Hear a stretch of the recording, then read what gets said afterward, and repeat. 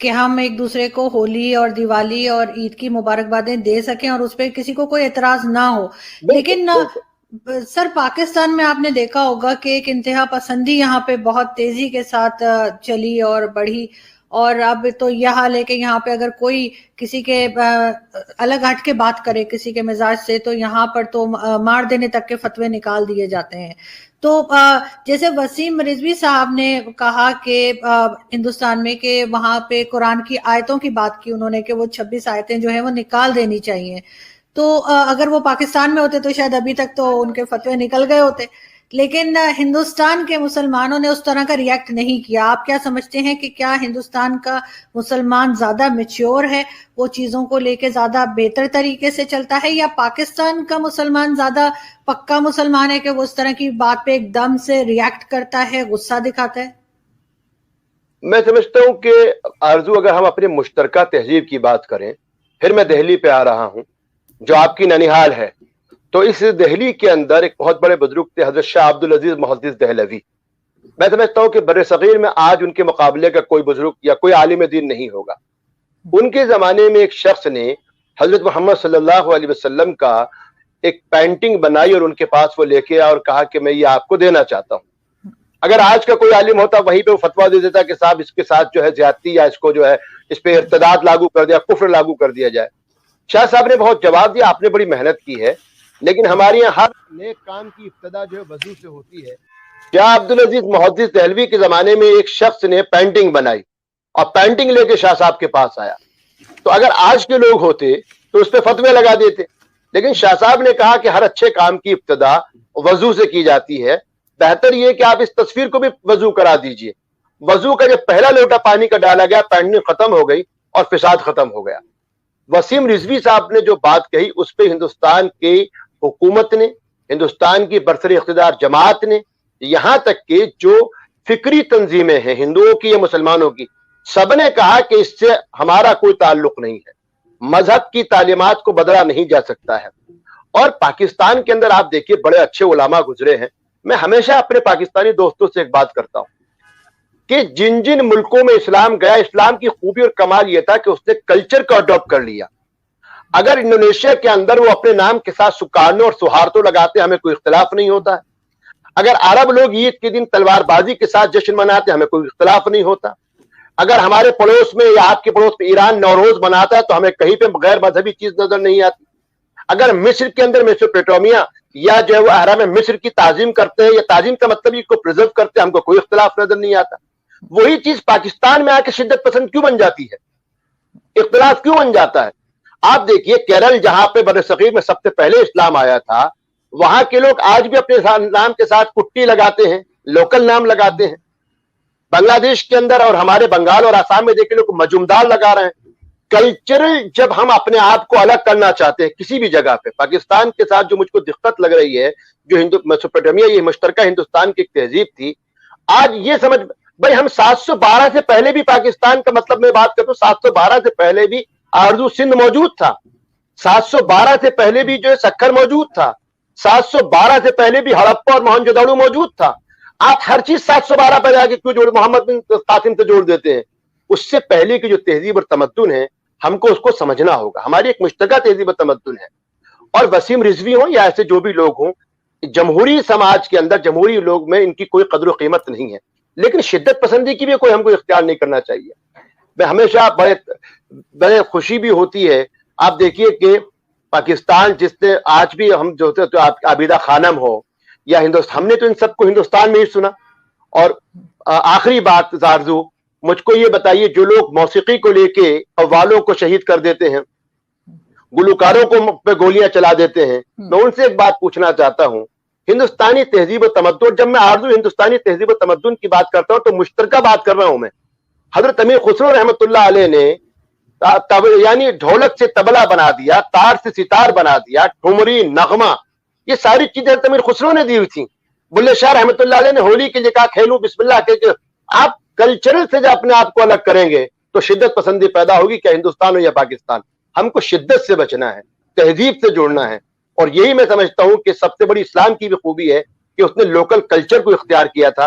लेकिन आरजू, मुझको तकलीफ होती है जब मैं अपने पाकिस्तान के अक्सर लोगों से मिलता हूं, पाकिस्तान में कल्चरल जो डिजास्टर आया है, अपने आप को 712 से पहले देखने की जो कोशिश हो रही है, उसने कहीं ना कहीं बानियाने पाकिस्तान या उसके बाद के लोगों की भी जो सोच थी उसको मुतासिर किया है। बिल्कुल आप ठीक कह रहे हैं, लेकिन साथ ही मैं आपसे ये भी पूछना चाहूंगी कि ये जो आप बात कर रहे हैं, इंतहा पसंदी की बात हुई है, पाकिस्तान में भी है बहुत ज्यादा, और ये जो इस्लाम में कहा जाता है कि काफिरों को मार दो, और आजकल आप देखते होंगे बच्चों के हाथ में भी तलवारें लकड़ी की दी हुई हैं और सर तन से जुदा कर दो, तो ये चीज आप हिंदुस्तान के मुसलमानों में भी पाते हैं या ये सिर्फ पाकिस्तान में ही है कि काफिरों को मार दें और जो भी नॉन मुस्लिम है उसको मार दें, अहमदियों को मार दें, और ये एक इंतहा पसंदी जिसे कहते हैं, बहुत ज्यादा एक्सट्रीमिज्म जो है वो इस्लाम में जो नजर आता है, वो क्या हर जगह है या सिर्फ यहाँ पाकिस्तान में है? देखिए आरजू, मुझे उम्मीद है कि शायद आप हिंदुस्तान कभी तशरीफ लाई हैं, नहीं लाई हैं।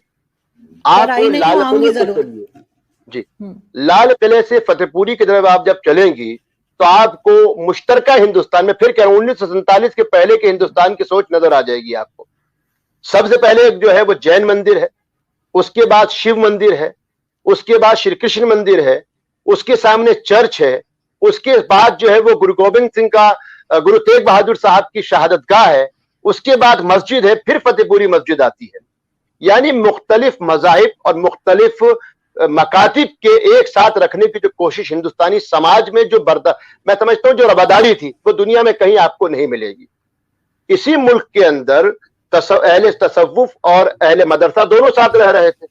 इकबाल को आप देखिए, एक तरफ अगर वो, मैं समझता हूं कि इकबाल से ज्यादा खुदी और तसव्वुफ की बात कहने वाले कौन होते, खुदा के साथ शिकवा करने। अगर आज के इंतहा पसंद होते या जो लगातार तहरीक चलाने वाले लोग हैं जो इस्लाम के अपने आप को दाई समझते हैं, इकबाल तो उनके नजदीक काफिर हो जाते हैं। इकबाल ने तो श्री कृष्ण की बांसुरी को सरोद रब्बानी कहा है। इकबाल ने तो कहा कि खाके वतन का हर जर्रा मुझको देवता है।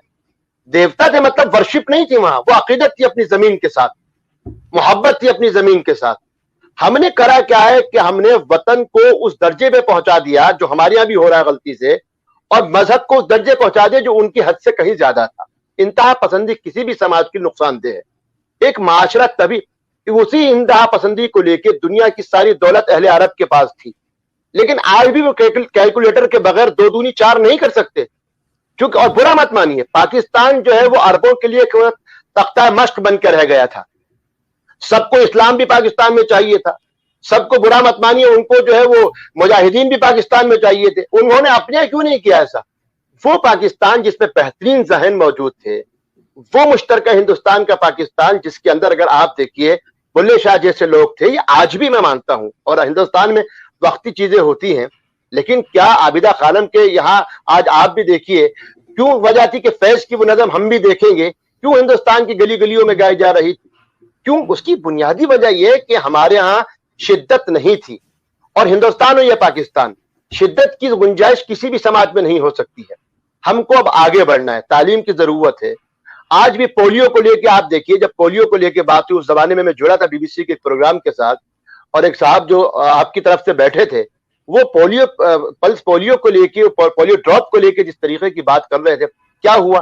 कितने सैकड़ों बच्चों को आपने माजूर कर दिया सिर्फ शिद्दत पसंदी को लेके। वक्त है, हमको आगे बढ़ने की जरूरत है। इस्लाम लगातार आगे बढ़ने की बात करता है। मैं अपने हिंदू साथियों के आम तौर से भारत में एक बात बताता हूं कि योग को लेके, योगा को लेके पूरी दुनिया में हमारे यहाँ भी इख्तिलाफ हुआ, कुछ लोगों ने करेंगे नहीं करेंगे, लेकिन उस योगा को हिंदुस्तान से बाहर पहुंचाने वाले तो अलबेरूनी थे। उस योगा की तारीफ का तो अलबेरूनी को भी हम कल काफिर कह देंगे। तो जरूरत आरज़ू इस बात की है कि एक तरक्की पसंद पाकिस्तान, एक तरक्की पसंद हिंदुस्तान और बर्रे सगीर के अंदर अमन व अमान और पूरी दुनिया में अमन व अमान कायम रहे। हमको मजहबी शिद्दत पसंदी को छोड़ना होगा। मजहब शिद्दत नहीं सिखाता है। अगर मजहब शिद्दत सिखाता तो इंडोनेशिया के अंदर लोगों के नाम मौजूदा उनकी तहजीबों के मुताबिक नहीं होते। अगर मजहब शिद्दत सिखाता तो बांग्लादेश, आज हमारे सामने बांग्लादेश की मिसाल है कि उसका कौमी तराना लिखने वाले रवींद्रनाथ टैगोर ही है, लेकिन वो बांग्लादेश अपनी उसकी एक तहजीब भी है, और आज बांग्लादेश इर्तका की जानिब गामजन है। तो मैं उम्मीद करता हूं कि, और हिंदुस्तानी मुसलमान, आरज़ू एक बात आपने बहुत एक ऐसा सवाल करा कि मेरे अंदर से कुछ, हिंदुस्तानी मुसलमान ने कभी भी शिद्दत की हिमायत नहीं की। अगर करते तो पाकिस्तान में, कश्मीर के अंदर जिस तरीके की तहरीकें चली, वो कभी भी लखनपुर या टनल के बाहर नहीं। हमने कहा जमहूरी तरीके से आप हिंदुस्तान के साथ आपको रहना चाहिए। उसी तरीके से क्या बाबरी मस्जिद की शहादत या दूसरी कोई भी चीज हुई, हमने हर बार अपने दस्तूर पर भरोसा करा। और आज भी हुकूमत जो है वो नरेंद्र मोदी साहब की है। कुछ लोगों के सियासी इख्तिलाफात जैसे आपके भी हो सकते हैं, लेकिन नरेंद्र मोदी हिंदुस्तान के वजीर आजम है और पूरे एतमाद के साथ हम कहते हैं कि हम दस्तूर, हिंदुस्तानी दस्तूर के मुताबिक अपने फैसले करते हैं और आइंदा भी फैसले करेंगे। शिद्दत पसंदी, कट्टरता, ये किसी भी समाज या किसी भी कौम के लिए सबसे ज्यादा नुकसानदेह है। लेकिन सर हमने ये भी देखा कि जब ये शाहीन बाग वाला इश्यूज चल रहे थे तो वहां पर कुछ लोगों ने पाकिस्तान के नारे भी लगाए। उसके बाद अभी जो बंगाल में आपके जो चल रहे इलेक्शंस चल रहे हैं, वहां पे भी एक लीडर जो है उन्होंने कहा कि जो मुसलमान थे कि हमारे अंदर अभी भी इतनी ताकत है कि हम 4 पाकिस्तान बना सकते हैं।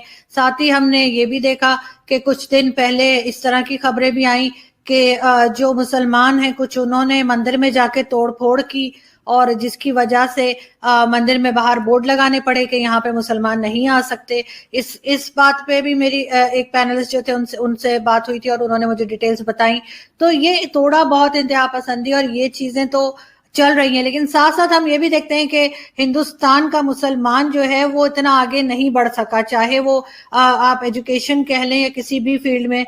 तो उसकी क्या वजह हो सकती है? क्या उसमें रिलीजियस कुछ फैक्टर्स हैं या गवर्नमेंट ने आगे नहीं आने दिया माइनॉरिटीज को? नहीं, मैं इसको कबूल नहीं करता। देखिए, पहली चीज तो ये है कि जो लोग तकसीम के वक्त जो एक बड़ी तादाद थी, जो बकौल सैयद हामिद साहब जो चांसलर थे हमदर्द यूनिवर्सिटी के, एक बड़ी जो क्रीम थी वो तो पाकिस्तान चली गई थी हिजरत करके।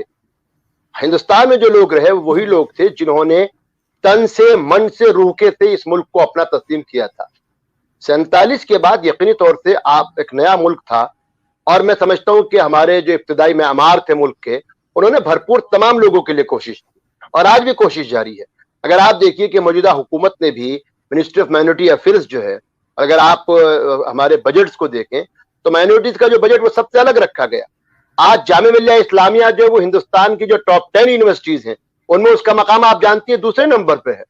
अलीगढ़ मुस्लिम यूनिवर्सिटी की बात है। और साउथ के, हाँ, नॉर्थ के मुकाबले साउथ में मुसलमानों ने काफी इर्तका की है। लेकिन एक दिलचस्प बात मैं आपको बताऊं कि बंगाल और आसाम जो आमतौर से अभी तक जिसको लेकर पिछड़ा माना जाता था, लेकिन अगर आप वहां भी मुसलमानों की तालीमी हालत देखें तो आप बुरा मत मानिएगा, वो बलूचिस्तान और खैबर पख्तून से 300 गुना बेहतर है। ये आप में सच, और मैं हमेशा मैं कहता हूं कि पैनल में या डिस्कस के अंदर हम जो है वो बाउंसर ना फेंके बल्कि हकाइक पे बात करें। क्यों, मैं देखता हूं लोगों से हमने पूछा, एक आम बात आई, हमारी एक अभियान चला था सर्व शिक्षा अभियान, हर किसी को तालीम, उसको लेके फिर अभी लड़की बेटी बचाओ बेटी पढ़ाओ। अगर आप देखिए सुबह ही सुबह मुझको लगता है 30-35 साल बाद जो तब्दीली आज भी आई है, और वो तब्दीली आरजू ये आई है कि जब हम इर्तका की तरफ बढ़ रहे थे दोनों मुल्क कि भाई हमको आगे बढ़ना है, उस मौके पर भी अगर हमारे यहाँ इलेक्ट्रिसिटी की कमी होती थी, प्रेस नहीं होती थी, तो भी स्कूल का कॉन्सेप्ट मौजूद था कि नहीं स्कूल बनाने चाहिए, और आज भी स्कूल का कॉन्सेप्ट है। तो मैं समझता हूं कि नहीं, ऐसा नहीं है, पूरी तरक्की के साथ है और हर समाज में अपने होते कुछ कमियां होती हैं, और जमहूरी तरीके से हमने कहीं पर भी अपने आप को पिछड़ा हुआ महसूस नहीं किया है, हर तरीके से अल्हम्दुलिल्लाह। और सियासत, देखिए इलेक्शन एक ऐसी चीज है, सियासत ऐसी चीज है, मैं कभी कभी आपके यहाँ की भी तकरीरें सुनता हूं जो आप बता रही हैं। पहली चीज तो ये कि वो आपका झंडा और ईद मिलादुन नबी के झंडे को लेकर हमारे यहाँ हमेशा तनाज़ा हो जाता था। आमतौर से गैर मुस्लिम हमारे भाई नहीं समझ पाते थे कि पाकिस्तान के झंडे में या ईद मिलाद के झंडे में क्या फर्क है, तो वो गलत फहमियां कहीं ना कहीं हो जाती।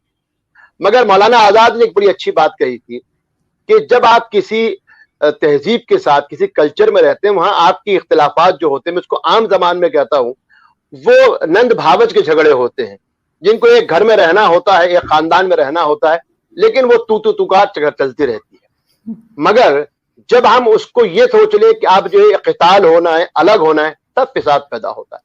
75 साल होने जा रहे हैं मुल्क को, इन 75 सालों में 3 सदर जमहूरिया मुसलमान रहे, 3 से ज्यादा नायब सदर जमहूरिया रहे। आप ये देख लीजिए कि कैबिनेट सेक्रेटरी सफर सैफुल्लाह साहब रहे, चीफ जस्टिस रहे, और ये वो लोग नहीं थे जिनको टॉकिन पर बिठा दिया गया था, ये वो लोग थे जिन्होंने अपनी मेहनत से किया। आज भी हिंदुस्तान में मुख्तार अब्बास नकवी जो वजीर काबीना है, एक काबिल तरीन शख्सियत है, और हिंदुस्तान की मुख्तलिफ जमातों को अगर आप आरजू देखिए, क्या जमात उलमा हो, जमात अहले हदीस हो, वो जमातें जिनको पाकिस्तान में अगर होते तो शिद्दत पसंद कहा जाता, उन्होंने भी इस मुल्क के दस्तूर के साथ रह के सबका साथ लेके चलने की जो कोशिश की। यही वजह है कि बहुत सारे सियासी इख्तिलाफात के बावजूद हिंदुस्तान के जो कल्चर है या हिंदुस्तान का जो समाज है वो एक दूसरे के लिए रवादार है। आज कल शब बारात और होली एक साथ थी और आज भी आप रंग है। और हमारे सबसे बड़ी चीज ये नहीं होगा कि साहब शब बारात है तो आज आप कर्फ्यू लगा देंगे और होली है तो आज नहीं। सबके लिए कानून बराबर होना चाहिए। और मैं समझता हूँ अल्हम्दुलिल्लाह जो हमारे बड़ों ने सोचा था मुश्तरका हिंदुस्तान का जो हमने सोचा, वो फैसला हमारा कल भी सही था और आज भी सही।